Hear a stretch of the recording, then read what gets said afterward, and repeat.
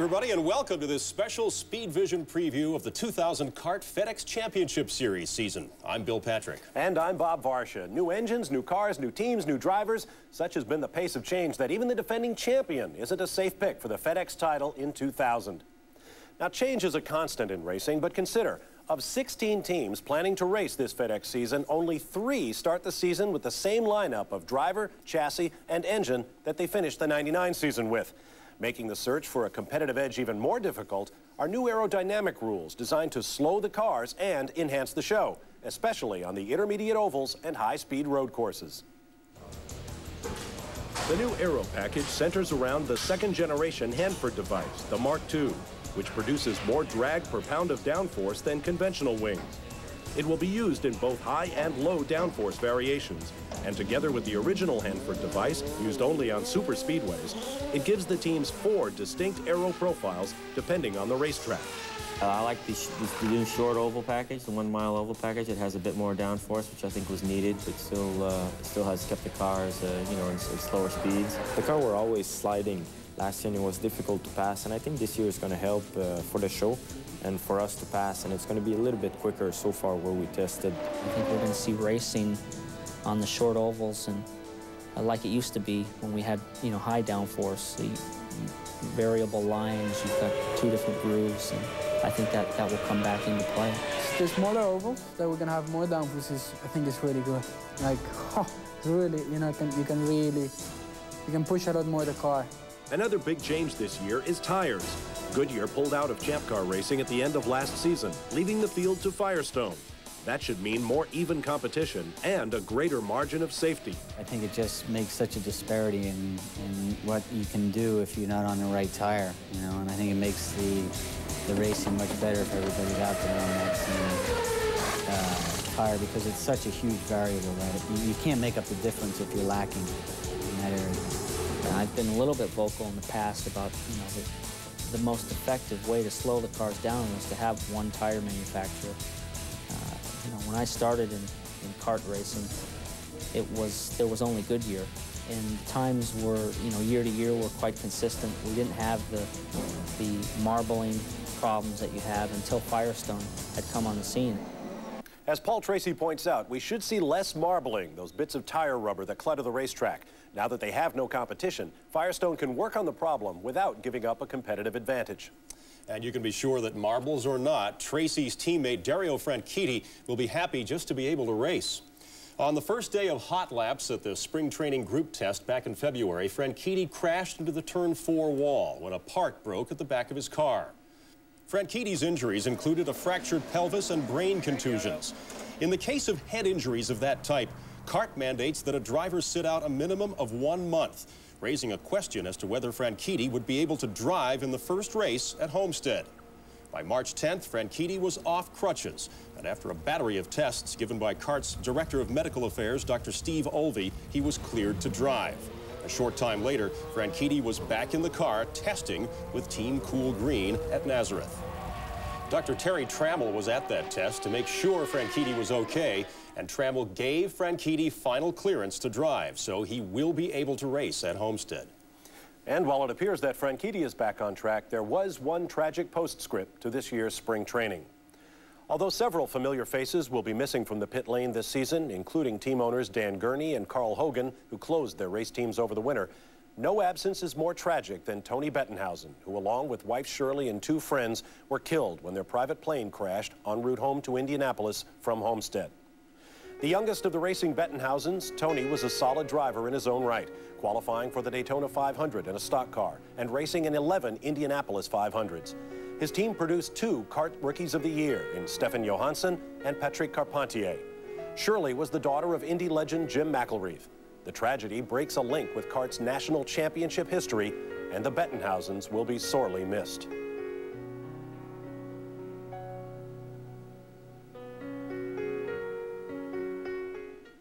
And welcome back. Now it's time to turn to the teams in this year's FedEx Championship. We've chosen to sort them by engine manufacturer. And what better place to start than with last year's champions? Last fall, Target Chip Ganassi Racing announced they were severing their 4-year alliance with Honda and their 6-year run with Reynard Chassis to run the 2000 kart season with Toyota engines in cars built by Lola. Ganassi, Honda, and Reynard had won the past 4 championships. But this season, the Target team rolls out a combination that's never won a race. Sure, you want to hang in there with somebody and give them the benefit of the doubt, but I've seen people's careers go away because they hung on to a particular component in their car, and I've seen drivers' careers be ruined over it. Jimmy Vasser was with Ganassi in 1995 when he switched from Ford and Goodyear to Honda and Firestone. Those changes helped Vasser win the '96 championship. He sees these changes as the next logical step. When you think the team can't grow anymore, we've had all this success, 4 championships, and you know, what do you do now? When you think really how much better can it get, and all of a sudden it just, you know, it's just another evolution. Juan Montoya, who won the title last year, doesn't see the new engine as a handicap, but the level of competition in the series will make defending his championship difficult. You know, when you're a smaller series, there are about 3 or 4 guys that are going to win. You get to the top and everyone can win. Everyone has, you know, if you won in a smaller series, everyone that is here has won in a smaller series. So it's tough. Toyota has done a good job so far. You know, the race hasn't really started, so we have to wait and see what happens with, you know, reliability of the engine and everything. Cal Wells' PPI effort returns with Toyota power, but with a new driver alongside Cristiano D'Amata. Spanish rookie Oriol Servia, like D'Amata, won the Indy Lights Championship, and he's optimistic about his Champ Car chances. This year I will have to learn lots of things about the strategy, about going into the pits, about a lot of new things, but driving a car, it's driving a car. You just have to get used, you know, the new power, the new engine, the new tires, but it's what we have, and I'm really looking forward. When I did the test with the team, I felt really comfortable with the car. For D'Amata, a rookie last season, he now finds himself in the role of team leader. I'm going to have to rely this year. I think I'm going to have to change a little bit on my way to behave inside the team, because I'm going to have to, instead of rely a lot on Scott, I'm going to have, he's not going to be there anymore. So I'm going to have to rely a lot on experienced people I have in my team. Richie Hearn went to kart spring training as the driver of John Della Penna's Reynard Toyota. And with a new engineer, the only female engineer in kart, Diane Hall, Hearn had high hopes for this season. However, Della Penna had no sponsor to replace Budweiser this year, and Hearn is not a paying driver. So at the end of last week, Della Penna announced that Norberto Fontana would replace Hearn for the entire 2000 season. Fontana has Formula 1 and Formula 3000 experience, and he was impressive in a recent test at Sebring. But most importantly, Fontana brings sponsorship from a popular Argentine television show. As for Hearn, he still hopes to stay with Della Penna, perhaps to run some races if Della Penna decides to field a second car. Now, for the latest update on this story and everything else having to do with motorsports, log on to speedvision.com. Veteran reporters Gordon Kirby, Jeremy Shaw, and David Phillips cover kart for us, and if anybody's going to find out what's happening, those guys will have it for you first. You bet. Now, while the Ganassi team has moved away from the Reynard-Honda combination, the man who personified the phrase, the search for the unfair advantage, Roger Penske, has switched to the Reynard-Honda setup.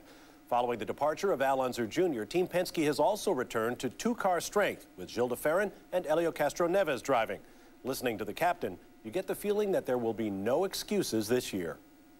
We start the year 2000, you know, with 2 experienced drivers. We're not running a driving school this year. You know, we're running a team that has 2 experienced people. Penske has completely overhauled his team this season, starting at the top, hiring the experienced Tim Cindric away from Bobby Rahal to run Team Penske. One key problem has been a lack of time under new rules this year that limit testing. With so much to learn from the new drivers, chassis, engine, and tires, Penske being one of the last Goodyear holdouts, the team has been forced to develop both the equipment and team chemistry simultaneously. De Ferran thinks they've done it. I would like to believe, and I sincerely believe, that we can be in contention. You know, I would like to think that when we turn up here on March 26, will be there or thereabouts. So I'll be surprised if we came here March 26th and we be out to lunch. I'll be surprised if that happened. After 2 years on teams with limited budgets, Helio Castroneves comes to a big-name team. But to him, it still feels like family. And the funny part now is I have a teammate which is, for me, like a big brother. You know, today I'm looking like Roger Penske, the dad. He is the big brother, I'm the youngest one. But only one difference is, the big brother normally always beat the young brother. This is not gonna happen. I'm not gonna let this happen. In stark contrast to Team Penske, Team Cool Green has made very few changes in the offseason.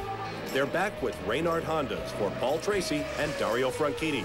And other than a new engineer for Franchitti and Steve Chalice, not much else has changed. That makes Franchitti the preseason championship favorite in the eyes of most, but the Scot doesn't see it that way. I think it's going to be tougher this year. You know, I think there was points last year, it was between Juan and myself, with some other guys occasionally mixed in. You know, Paul was there consistently for a while, but I think it's going to take, there's going to be more than 2 guys involved this year. As for Tracy, Kart's one-time wild child bounced back from a crash-prone 1998 with a productive season in '99, 3rd in the championship, and was named Kart's most improved driver for the 2nd time in his career. He first won the award in 1993. My spin on it is I must have come full circle and starting my career over now, but probably the reality of it is that in '98 I probably stunk really bad, and my peers think I've improved quite a bit from '98. Over at Walker Racing, team owner Derek Walker has replaced Gilles de Ferran with Japanese Formula One veteran Shinji Nakano, whose resume includes years of experience working with Honda. Nakano learned quickly that a champ car is a completely different beast from a Grand Prix machine. First time when I drove champ car, and I couldn't stop the car. When I brake, like Formula One, this car was boom. Yeah, it was a big surprise. But the engine power is pretty much the same as Formula One. I feel a little bit more power in this champ car. Forsyth Championship Racing was set to run the only Swift chassis in the field with a Honda engine for driver Brian Herta. But the Swift was the slowest car at spring training and has not shown much progress since. Then Steve Horn, the man responsible for day-to-day management of the team, quit. And just last week, Jerry Forsyth announced that he would not be permitted by the kart board to run a 3rd franchise in addition to his 2 Ford-powered cars. Basically, what this means is that in the kart bylaws, an owner is allowed a maximum of just 2 franchises, and with them, 2 votes on the board. When Forsyth applied for and was denied a 3rd franchise, he pulled the car. The team says it will continue development of the Swift chassis in hopes of returning to the series either this year or next. But even if the Forsyth team were to return this year, they would have been the longest of long shots. Well, I'll tell you who's not a long shot, Bob. That's anybody with a Ford engine. After dominating spring training, the new Ford Cosworth XF looks like the best power plant in kart. When we come back, we'll look at the teams that have driven a Ford lately. Kart FedEx Championship season closed on a tragic note with the death of Greg Moore in a racing crash at the California Speedway. Moore was one of the series' biggest stars, but he was also one of its most popular drivers. Beginning the 2000 FedEx season, Moore's memory is still strong among his former friends and rivals. I know you were close friends with Greg Moore. How has the winter passed? Have you thought much about Greg? Every day, yeah.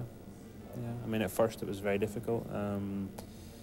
You know, the memories are all good. They're all fun, and it's a huge loss in my life and in the life of kart, really. And I mean, I think you can see that a bit in the pit lane, and you talk to people and they come up, and you know, there's a big sense of loss here. You know, he was one of the lights of the pit lane. He was one of the guys that grabbed life, and it was always fun to be around. So it was, you know, I keep in touch with his family, with his dad, who's a friend of mine, you know, a good friend of mine, and I find that, you know, it's difficult, but you know, I think the one area it doesn't affect me is my racing. I think when I get in the car, you know, I'm single-minded about it. I get on with it. I'm focused. It doesn't affect me. You know, I think about, you know, outside the car, I think about him a lot. Before his death, Moore had signed to join Team Penske, one of several teams switching away from Mercedes engines to other options. After winning the manufacturer's title back in 1997, Mercedes fell on hard times. 2 wins in '98, just 1 last year. At this level, a decline in results leads to a decline in customers. This season, the proud German brand will power just a handful of cars. Leading the Mercedes attack is PacWest Racing. Mark Blundell and Mauricio Gugelmin return for their 5th season as teammates. Gugelmin has new sponsorship from Nextel, and for the 3rd oldest driver in the series, more hard work to keep up with younger drivers. Your metabolism slows down. You have to work a lot harder than these kids that they can go out and have 10 hamburgers and jump in the car. I cannot do that anymore. 39 races have passed since Blundell scored the team's last win in the final race of the '97 season at Fontana. It's been even longer since Gugelmin won his only career victory in Vancouver that same year. Mo's had some lean years the last couple of seasons, same as me. And, you know, I know that he's as hungry as ever, and we both want to get back up the front, and we both want to take the team back to where it belongs. One of the exciting new teams in kart this year will be Mo Nunn Racing with driver Tony Kanaan, a team founded with support from Mercedes' parent company, Daimler Chrysler. Nunn engineered the cars driven to championships by Alex Zanardi and Juan Montoya, and he's responsible for much of the success Target Chip Ganassi Racing has had the past 4 years. This year, the team is his own and is brand new. Still, Nunn expects an unbroken run of achievement. I would say top 5 in the championship with 2-3 wins. Do you now have the resources to be as competitive as you'd like to be? Yes. You do? Definitely. How strong a backing will Mercedes be? Do you have everything you would need there? From Mercedes, yes. Is there anything this team lacks to win races and take a realistic run at the championship? Nothing that I can think of. But the big key is Morris is very confident. So, and he transfers you that. So that's, you know, that's a maybe it's a psychological thing, but, you know, works really, really, really good. Despite the death of Tony Bettenhausen last month, Bettenhausen Motorsports will continue the season with new driver Michel Jourdain. This year, the perennially underfunded team has sponsorship, talent, and now a mission. I'm sure Tony is with each one of us and helping and supporting us, and well, everybody's pretty good. I mean, since the accident, I mean, obviously it was really sad and very bad, but I'm sure, I mean, all of us are trying really hard, you know, for him, you know. I mean, he always wanted to do good and to win, and we're trying. One other possible Mercedes team this season is a late entry from Arciero Project Indy Racing Group with Dayton Indy Lights veteran Luis Garcia driving. No word on when this team might make its debut or how many races they'll run. You know, Ford hasn't won a kart championship since 1995, but once again, after spring training, the new Cosworth XF engine may be the power plant to have this year. Last year, Max Papis led all kart drivers in laps and miles completed.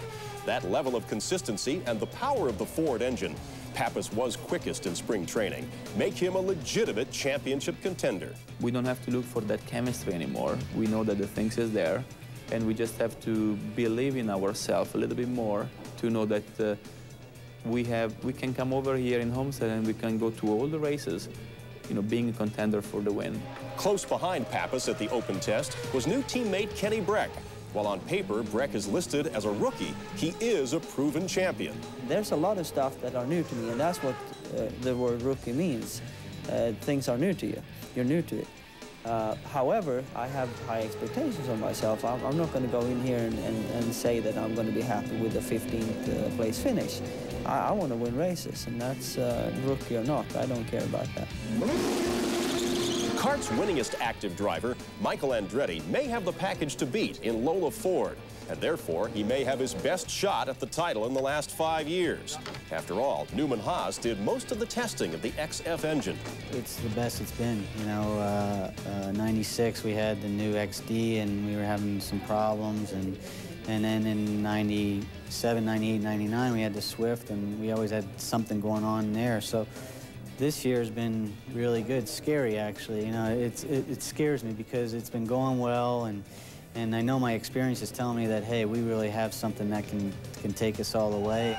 Last year, Christian Fittipaldi had a championship run going before a testing accident sidelined him. It was the 4th straight year that Fittipaldi has missed races because of injury. For him to contend for the championship, he has to be in the car. I think it would have been very tough to win the championship last year. What you need to do to win the championship is definitely finish 80 to 85% of the races. Try to finish all of them in the top 6, top 5. And I think that if I win about in between 2 to 4 races, I think I'm going to be looking very, very strong for the championship. Adrian Fernandez and Patrick Racing also found themselves in the championship hunt last year, even though they had to run a 98 Reynard early in the season. The team returns with Reynard, Ford, and lessons learned. In the past, I wanted to be fast every time and every lap, and now, you know, it's just go by experience. You know when you need to be fast, when to push, and you know, you become, hopefully you will become smarter through the races. You make good decisions where you don't have to make stupid moves and put on the wall or things like that. Super sub Roberto Moreno replaced the injured Christian Fittipaldi for a few weeks last year at Newman Haas. During that time, he secretly tested the Ford XF engine. He was so impressed that when he had to decide where to drive this year, he made sure it was with a Ford team. And they say, okay, go out, drive as much as you can and as hard as you can. Try to break the engine, try to do whatever you want, because we need to make this engine the best possible at this stage. I tried all that, I couldn't achieve. I couldn't break the engine, I couldn't do anything, and I was very impressed. If the combination to beat is Lola Ford, the only team other than Newman Haas to have that package is Dale Coyne Racing.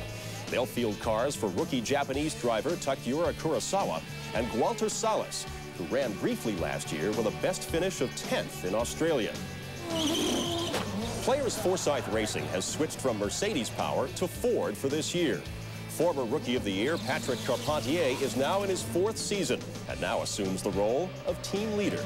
I think I do a lot more development work than I've ever done before, and being the leader of the team, if you want to call it this way or whatever, is it involves a lot more work with the engineers on the mechanical side of the car to set the car up so that it improves. Continuing the players' tradition of providing opportunities for Canadian drivers, Carpentier's teammate will be another French-Canadian, rookie Alexandre Tagliani, who comes up from the Toyota Atlantic Series. The driving needs to be very clean, very smooth. You cannot rush into the corner so much like you can do with an Atlantic car. It's not forgiving as well. So there's a, you know, it's a pretty steep learning curve and adaptation from the Atlantic to IndyCar. Well, as I mentioned, Ford hasn't won the kart title since '95 in a Reynard driven by future world champion Jacques Villeneuve. Of course, winning in a series as competitive as the FedEx Championship isn't just a matter of your engine. You need to have the right chassis and engineering. When we return, Derek Daly talks aerodynamics with a guy whose job it is to make the champ cars go quicker.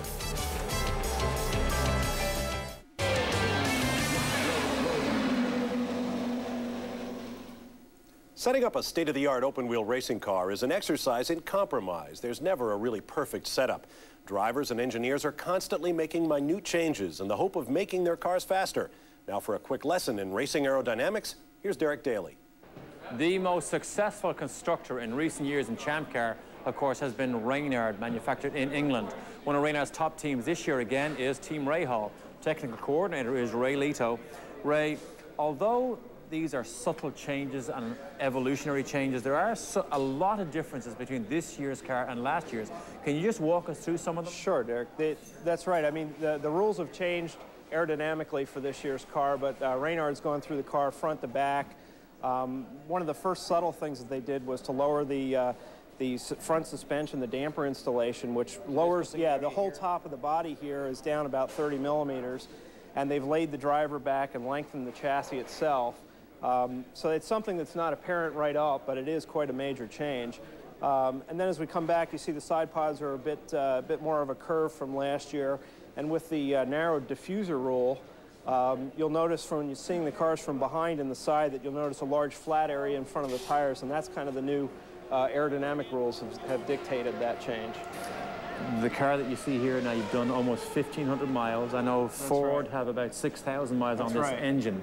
Is this fundamentally a better package than what you raced last year? It seems to us in the beginning, it's early to say, but I think we're pretty happy about it. The engine that you may have heard all of Ford's press releases about the motor. It's a lot lighter, smaller package, so it's allowed Reynard to repackage the transmission in a tidier way, and it's compacted the center of mass and lowered it down, so it's made for hopefully a better handling car. So repackaging the transmission again is, although it sounds mechanical, it's for aerodynamic reasons. It is, and because of the underwing change this year, it's been even that much more important to get the transmission and the engine out of that narrow little diffuser that we're limited to right now. So they've biased both the aerodynamics and the weight distribution around the rules right now.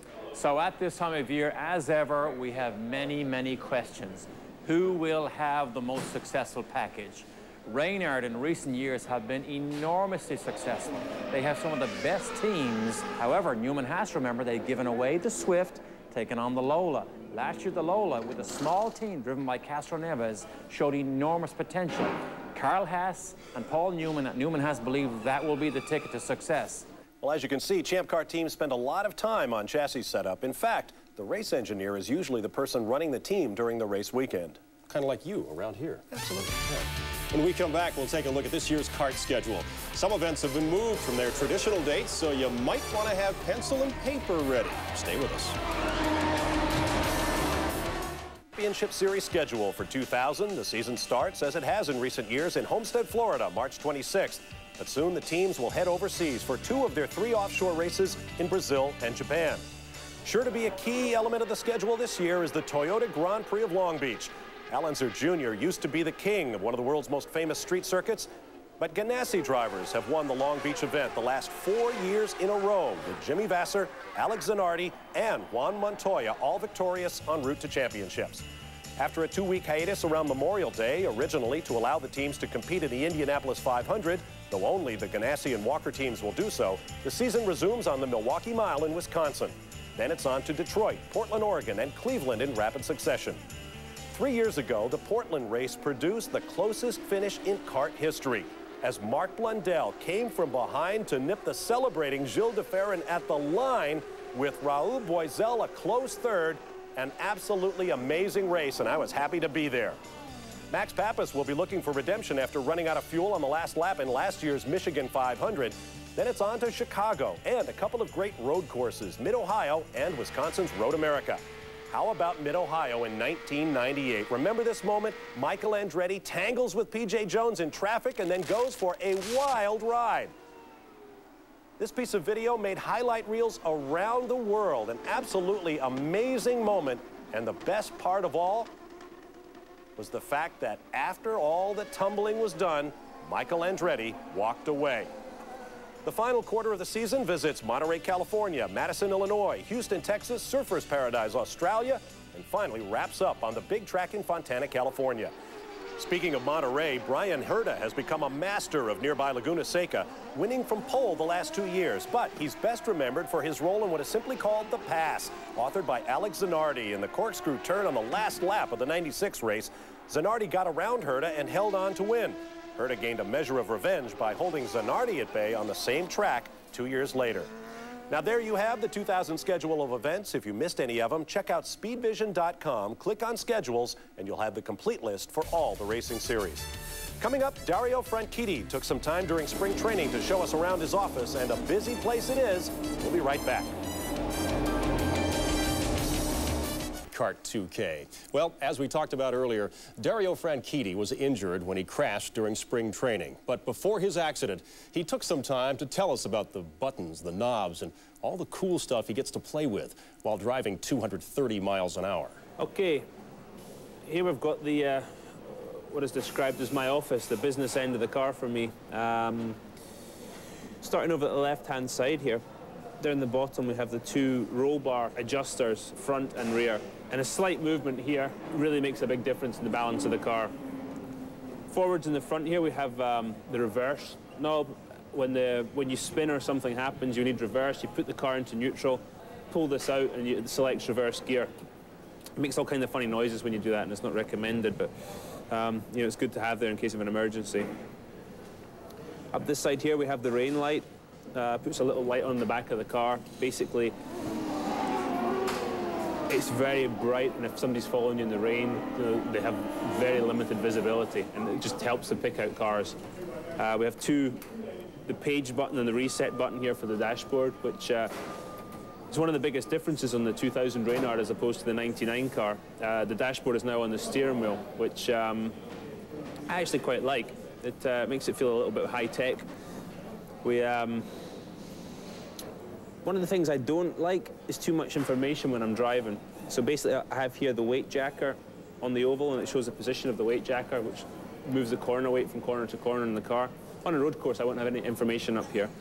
In a race, I will probably have the fuel, maybe miles per gallon, so I can adjust that during the race, but otherwise, that's it. There's lots of warning lights here to tell me if anything's going to go wrong with the oil temperature, oil pressure and stuff, but the old Honda's pretty reliable, so we don't need those too much. I have shift lights here. They're color coordinated. They move in green, moving into yellow, into red. When you see all the lights and it's red, you know to shift up gear. In the middle here, you got a little display, shows you what gear you're in. Sometimes that's handy. A lot of the time I count in my head which gears I'm shifting, and you get into a rhythm with the track, and you know exactly how many gears you're going down or up. Sometimes with a missed shift, it's very handy to know exactly where you are.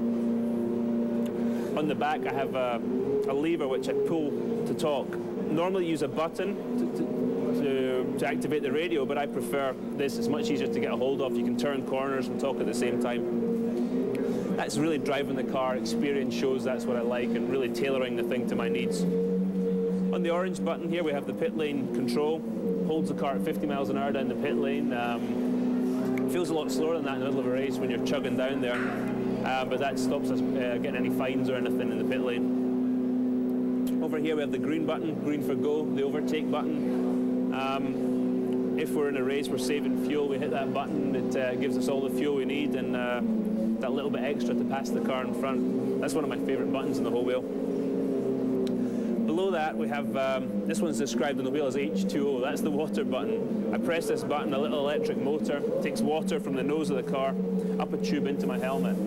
Unfortunately, the tube runs along the chassis of the car, which gets very hot during the race, so the water comes out about the temperature of hot tea, so you only drink that when you really have to. It really doesn't taste good, not recommended. Down the very bottom of the wheel here, we have the fuel switch. We can change the engine map to use less fuel when we need to save fuel for any reason in a race. Comes in very handy. It's one of the things I really use the most in a race situation. We have the boost switch here, up and down for boost if you need to adjust the boost if the pop-off valve's blowing, or if you think you need a little bit extra boost, you can squeeze a little bit extra out. You can activate it by going up or down like this. Talked about the weight jacker on the display earlier. We've got the weight jacker adjuster left and right, moves the corner weights, move between basically left and right side. It's adjusted at the back there. That's one of the biggest adjusting tools you use on an oval. We don't use it on the road course, but on the oval it's really invaluable. When those things break, you're in trouble, and they do break occasionally. We have the fire extinguisher switch up here on the old dashboard. Ignition switch down here. Brake balance controller moves the brake balance from front to rear, really to get a good balance. You can get the maximum out of the braking to get the best balance. Just, again, maximizing everything, and you can adjust that in the race. And then down here, hidden away in the corner, we've got the gear lever, sequential shift, 6-speed box. Pull it back to go up a gear, flat shift so you don't have to lift or clutch, and then push down to go down a gear. So that's my office. Wild stuff. Thanks, Dario. And get better. We'd love to see you back in the office as soon as possible. Coming up next, we're going to talk about driving style. We always hear drivers talk about their particular style, but what does that mean? Stay with us. Yellow, yellow, you're okay. Gas it, gas it, gas it. What a great sound. Now and then you hear drivers talk about driving style and what kind of car setup suits a given style. We asked the drivers in this year's CART FedEx Championship to describe the interaction of car setup and driving style. And the answers we got included either of two words. Aggressive. Aggressive. Aggressive, smooth, Smooth. Smooth. There is a very fine line between aggressive and being stupid. I hope I'm trying to stay on the positive side all the time. Some guys like to throw the car. Some guys like to, what I call, feed the car into the corner. You know, some guys are more aggressive with the throttle because they want to feel the car stepping out a little bit. Other guys don't. Tend to carry a lot of speed into the corner. But I think the smoothness is probably the one thing, if I was to look at it and try and describe it, that would be the first thing. It feels aggressive in the car sometimes, but watching it from the outside, it seems pretty smooth. I don't consider myself to be an erratic driver. You know, I'm not a guy who turns the wheel and, like, you know, chucks the rear end out. I like the rear end to be glued down. I like a lot of understeer in my car because I can adjust it out with my right foot on the gas. I'm trying to be gentle on the car, you know, on the driving. Even if looking at TV, it doesn't look like, but I try to be very gentle with the car. But normally a little bit of a oversteer, you know, and going to the turn, and I like that. It's like a go-kart thing. Any discussion of driving deals with corners, which is where a racing driver earns his money. In the corners, driving style is defined by braking on entry, carrying speed through the middle of the corner, and then accelerating as you exit. I like a solid car in the braking zone on a road course. I'm a left-foot braker, and that should enable me to go deeper into the corner and just really brake late, downshift hard, and kind of throw the car in and get off to the throttle. I'm not a late braker, but I instead of braking really late and kind of just getting to the corner and going through, I brake a little bit earlier and try to carry the speed through and then get on the throttle. Well, for me, and I think for Dario, we're both very late brakers. And we brake quite deeply and aggressive on entry. And sometimes you sacrifice a little bit on exit, but the time in these cars nowadays, we find, is made up in the braking area. Contemporary drivers work with engineers to sort through a multitude of parameters, including wing settings, shocks, springs, ride height, tire pressures, caster, camber, gear ratios, and more, all to find the right setup for the car. One that suits not only the racetrack, but also the driver's particular style. I like my car set up pretty quick. The car's got to turn around and change direction very, very quickly. But I like to have a smooth driving. Often in the past, anyway, it's always paid off for me. I like a car that's a little pointy, you know, it turns quick in the initial turn. It suits my style. A quick car for me always needs to have a lot of rear grip. On traction and for turning aggressive, you need to have a lot of rear grip. I always like the car. There's a fine line between having a lot of rear grip and having too much understeer. So I like my car really, maybe I would say, the kind of a stiff side and with a lot of downforce so I can feel it and so I can turn whatever I want really quick in sharp corners and like a go-kart, I would say. Sometimes a fast car is a car that you make it very stiff and you jump all over the bumps, but the aerodynamics work better that way. And in circuits you have quick corners, you get advantage out of that. I change attitude of the car a lot more, and I ask the car to do a lot more aerodynamically. And if the car's not right in that area, it affects me. You know, even in F1, it hurt me a little bit. The most exciting part is qualifying, because you've been working through the practices and everything to get the car the way you want it. So you think you can take the car to the limit. And I think the satisfaction you get after you qualify a car and you know, it's I couldn't get any quicker than that. That's exciting. In the end, leave it to an experienced driver to get to the bottom line when it comes to performance in a race car. I'm not somebody that will be knocking corners off left and right every weekend. I don't believe that's the best way of winning championship. You may look good for a very short time. You may make the headlines, but you may not be around. Words to live by. Now, often a big part of car setup can be the exchange of information with your teammate. If your teammate has a similar style, getting the right setup can be much easier. But even though two drivers may get along very well all weekend, they always have to race each other on Sunday. And when we come back, we'll talk about team orders and the delicate issue of offering your teammate the chance to play through. You know, in Formula One, you hear a lot about team orders. One teammate being told to pull aside for another or not challenge the other's position on the track.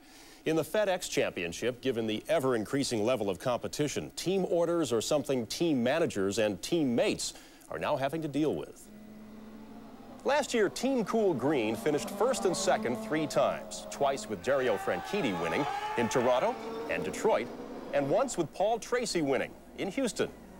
When Franchitti lost the championship to Juan Montoya, the points he could have earned in Houston, had Tracy been told by the team to move over, would have been enough for Franchitti to win the title.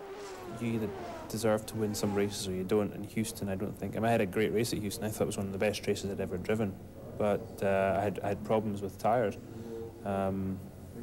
So towards the end of the race, I was 15 seconds behind. You know, whether or not I drove one of the best races or not, it didn't matter. Paul was 15 seconds up the road, deserved to win the race.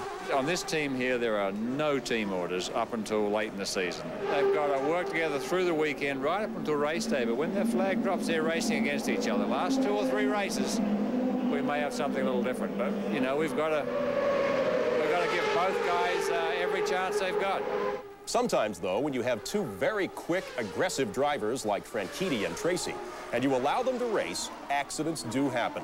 2 years ago in Houston. And then again last year at Gateway. We've had a little history where we've gotten together here or there, but for the most part, that's because I've got 2 very, very aggressive drivers and very hungry drivers, and that's what I want on my race team. But other owners feel differently. The only rule is don't take each other out, and if they do that, they better not come back to the truck for a long time. Michael Andretti and Christian Fittipaldi are legitimate championship contenders this year, and both were in the hunt for the title last year. In 1996, in the final race of the year, Fittipaldi moved over and allowed Andretti to pass late in the race.